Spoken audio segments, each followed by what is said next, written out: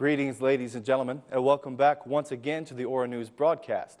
It is now time for our daily English Flash News edition, in which we are pleased to present the Albanian news in English. As usual, I'm Daniel Cook, your host, Monday through Saturday at 6 p.m. In today's news, it seems that Albania is continuing to struggle with a very high level of corruption, although things may have improved some over the past year. Transparency International has stated that Albania is currently ranked in the 110th place when it comes to corrupted countries of the world, and has improved its position by 6 points. Just 1 year ago, our country was located in the 116th place.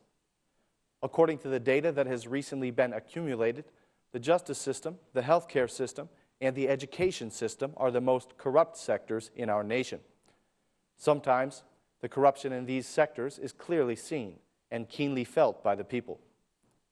Together with Kosovo, Albania unfortunately shows the lowest performance in the entire Balkan region, and we are close to countries such as Malawi, Ethiopia, and Ecuador.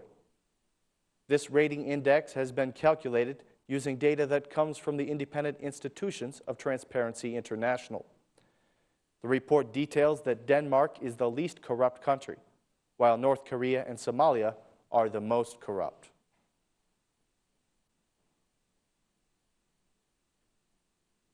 The Ministry of Finance wants the ability to take out loans, bypassing the need for approval by the Parliament. The Minister of Finance gave an explanation of this desire by his organization. According to him, since the government is responsible for deciding whether a loan should be taken out or not, having to submit a request to the Parliament is a big waste of time. The new government has prioritized decreasing the level of public debt. But despite this fact, the Ministry of Finance has presented a draft law that will allow it to take out loans without any kind of check or obstacle. Mr. Tsani, the Minister of Finance, had this to say: "It is not necessary to get the approval of the Parliament in order to just take out a loan. The Parliament does not need to evaluate every single request coming from the Ministry of Finance." The Economic Commission has not yet officially stated its decision on the matter. However, the Constitution does say that a loan can only be taken out with the approval of Parliament. The head of the Economic Commission said that this matter must also be discussed in the Law Commission. Currently, Albania has a debt level of 71% of gross domestic product, and the government hopes to lower this level to 65.5% by the end of 2015.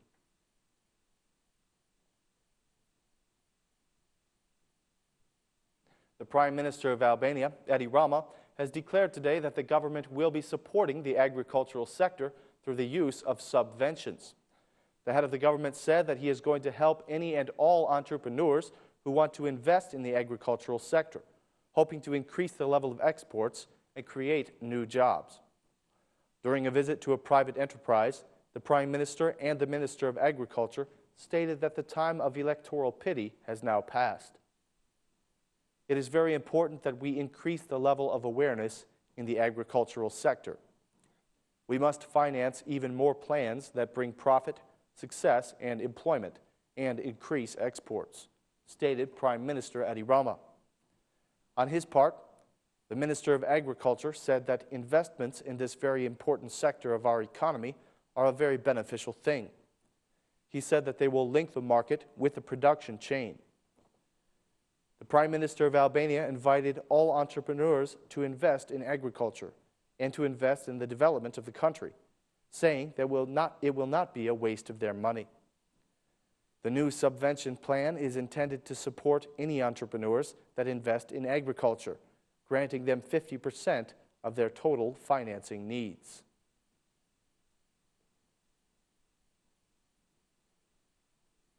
A recent decision by Russia has banned the importation of vegetables from our country of Albania, since the vegetables might actually be coming from the EU. The Russian Federal Agency of Veterinary Supervision has decided to disallow the import of vegetables coming from Albania, starting from December 8th. This was confirmed by the head of the institution, Sergei Dankvert. Mr. Dankvert made this statement about the decision made by his organization. Albania has been used as a false front for importing products from the European Union, which come through Belarus and Kazakhstan. According to him, this decision was made after being advised by the Albanian side. A joint investigation that was carried out discovered that an Albanian company gave out sanitary certificates that were originally printed in the Czech Republic. These documents were able to pass through the customs of Belarus thanks to the use of bribes. This fraud was first noticed when Albania did not manage to present the necessary documents to justify the very large amount of vegetables that were being exported. The head of the Russian agency said that after Albania, Russia will also attend meetings with the representatives of Macedonia, Bosnia, and Switzerland. In August, Russia banned the import of several products coming from the European Union, as well as the United States of America. This was done in response to the sanctions that have been set in place against them.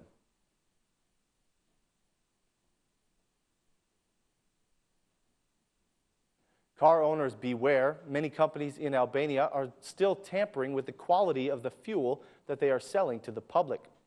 Companies are selling the fuel mixed with other products, as well as oil that has not been processed, in order to increase their profits. Their actions are causing damage to the vehicles of consumers. Most of the companies are selling oil that is of a very low quality. Experts are saying that some gas stations are mixing processed oil with other kinds of products, causing serious damage to vehicles. The Central Technical Inspectorate has punished several companies already, but so far, no concrete measures have been taken to solve this significant problem. Many drivers are claiming that they have already been forced to repair their vehicles several times due to the low quality of the fuel. Still others say that their cars are breaking down right on the streets and highways where they are being driven. The experts are saying that the merchants who hold monopolies on fuel, as well as the Albanian state, should be held responsible for this situation. The experts claim that the state must do a better job of controlling the market, and especially the production of oil in Albania.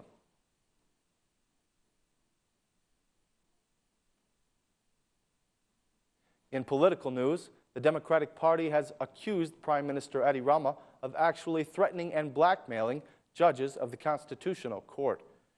A deputy of the Democratic Party made the statement that a prime minister who blackmails judges should be sent to prison.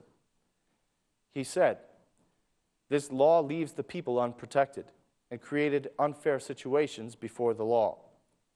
It makes the people unequal with the prime minister. The administrative court is the court that has the most clear conflict of interest. What can the people and the businesses expect when this court is catering to the threats of the prime minister? That is why we want this decision to be considered as unconstitutional. In a European country, if a prime minister blackmails judges, he must be sent to prison," stated the deputy of the Democratic Party.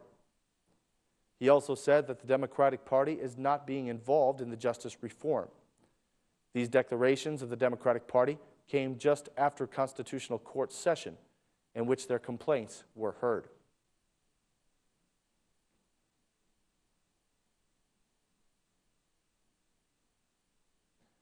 The Urban Construction Inspectorate has once again resumed its task of knocking down the illegal buildings and structures across Albania.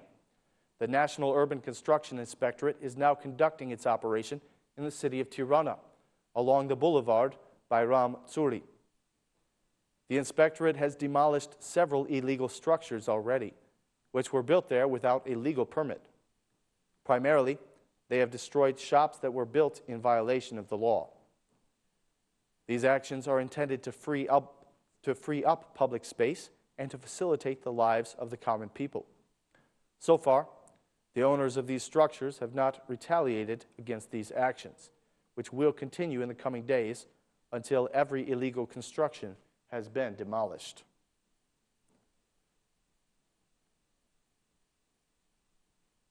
The Institute of Geoscience has a new digital system that is supposed to predict the coming of heavy rainfalls so that action may be taken against flooding.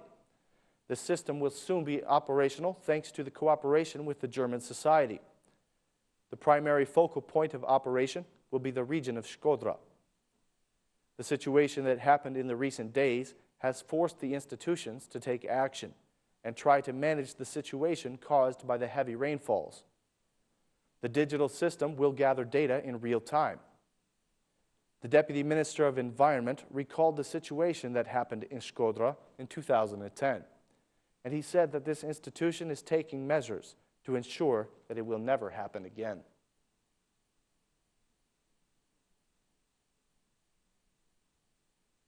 Ladies and gentlemen, that is all the news for this evening. We thank you for watching. Please join us again tomorrow for more Albanian news in English right here on Aura News. Thanks and good night.